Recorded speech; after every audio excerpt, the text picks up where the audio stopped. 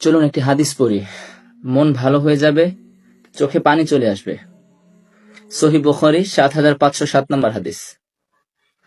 রাসূলুল্লাহ সাল্লাল্লাহু আলাইহি ওয়াসাল্লাম বলেছেন, আল্লাহ তাআলা বলেন, আমার এক বান্দা পাপ করে আর তারপর বলে, ইয়া আল্লাহ, আমার অপরাধ মাফ করে দিন। তারপর আল্লাহ বলেন, আমার বান্দা গুনাহ করেছে আর এরপর বুঝতে পেরেছে তার এক রব রয়েছেন যিনি গুনাহের জন্য ক্ষমা করতে পারেন, আবার শাস্তিও দিতে পারেন। তখন আল্লাহ তাকে মাফ করে দেয়। সে পুনরায় পাপ করে আর বলে, ও আমার রব, আমার গুনাহ হয়ে গেছে, আপনি আমাকে ক্ষমা করে দিন। এরপর আল্লাহ তাআলা বলেন, আমার বান্দা অপরাধ করেছে আর তারপর বুঝতে পেরেছে তার এক রব রয়েছেন যিনি গুনাহের জন্য ক্ষমা করতে পারেন, আবার শাস্তিও দিতে পারেন। তারপর আল্লাহ তাকে আবার ক্ষমা করে দেয়।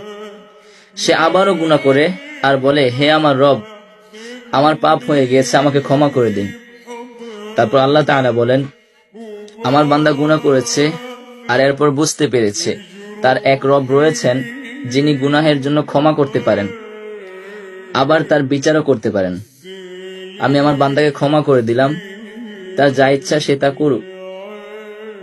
যতবার মন দিয়ে পড়ি, অনুভব করি, চোখ ভিজে আসে। এত মহানুভব মালিক আমার, এমন মালিকের দাস হবার সৌভাগ্য কজন মানুষের হয়?